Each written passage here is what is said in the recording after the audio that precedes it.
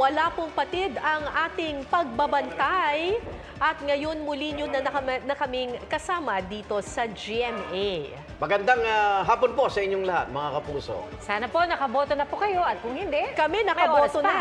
Ayan na. Ayan. May resibo. Nakaboto na kami. Nakaboto na kami.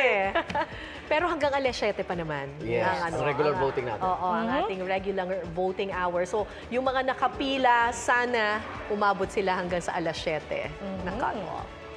Ano, silipin na natin ang sitwasyon, Igan? Yan sa vote-rich cities at provinces sa bansa.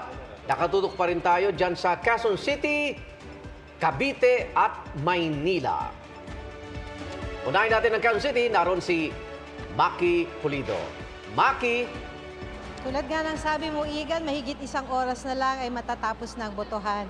Alam mo, dumidilim na nga dito eh. Pero ang kagandahan nun, mas konti na yung tao, yung mga botante na nakapila sa mga presinto.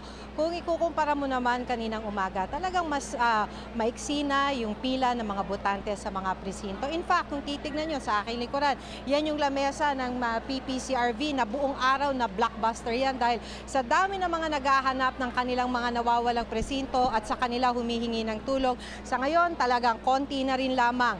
Ay ilan-ilan na lang. Kung ikukumpara mo yung sitwasyon kanina umaga, ilan-ilan na lang yung mga humihingi ng tulong sa PPCRV para humingi ng tulong sa paghanap ng kanilang presinto. Sa katabi kasi nito, yung tinatawag na priority polling place para sa mga senior citizens, para sa mga PWD at buntis. Merong takip lang, kaya hindi natin makita. Pero ito yung priority polling place.